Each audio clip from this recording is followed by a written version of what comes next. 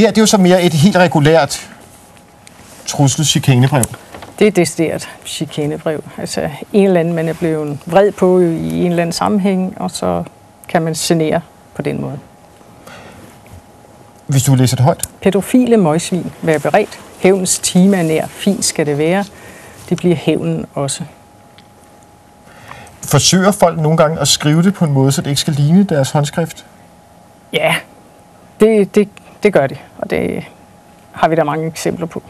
Helt sikkert. Men kan du med det samme se, hvis det her ligesom ikke er ægte håndskrift? Ja, det kan jeg godt. Ja, det kan jeg godt. Hvordan? Er det noget, du kan fornemme, eller? Det har noget med, at man er vant til at kigge på håndskrifter og kan gå ind og sige, jamen, er den flydende, er den spontan, er der de ting i, der skal være. Er den flydende? Den er flydende og spontan. Så begynder der jo så også, som tiden går, at dukke racistiske chikanebrev. Dem er der mange af, i mange sammenhænge og mange forhold, ja. Smutperk. Ja, inden det er for sent, ja. Så er der den her. Det blev skrevet af mennesker i alle aldre. Ja, og under alle følelsesmæssige former her til Palle. Du har en uge til at få Irene fra 9. A tilbage på skolen, ellers springer jeg adskillige områder af skolen i luften, og det er seriøst. Der er et eksempel på, at han forsøger, eller hun, formentlig han, forsøger at ændre sin skrift. Det er jo næsten, man aner sådan et Romeo og Julius drama. Ja, den er det så. Så er der også folk, der næsten bliver poetiske. Ja. Han føler sig svindlet, så Poul Erik, din svindler, du hænger snart og dingler. Og så har han tegnet en tændstikkemand. Ja, der fint bliver hængt. Ja. Det kan også være ufatteligt kort. Det bliver Torben dø, og så haha.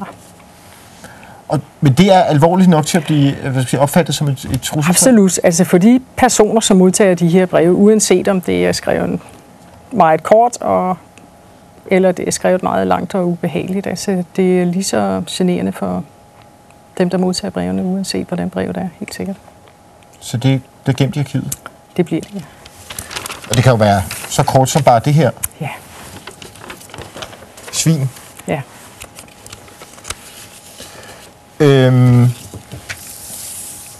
Så er der denne her. Det er en utilfreds indbrudstyv. Tror du, at du kan narre os med 4 låse, din bums? Hilsen, tag selv biksen. Ja. Og så... Vent, jeg skal lige have fat i det her også. Det er også et meget godt eksempel. Luk din grill, ellers sker det her næste gang. Og det her, det har været et kranie? Ja, det er jo kraniedødning. Ja. Næste gang er det din tur. Hilsen, Mr. Z. Ja. Og så står der, at man skal vinde. Ja. Skal vi ikke gøre det? Vi vinder. Og skriver, tag dette brev alvorligt, ellers er du døden nær. PS. Skriv en artikel i bladet om dette. Vi gjorde det for at blive berømte. Vi vil i avisen nu. Nu er de kommet i fjernsynet, kan man sige. Ja.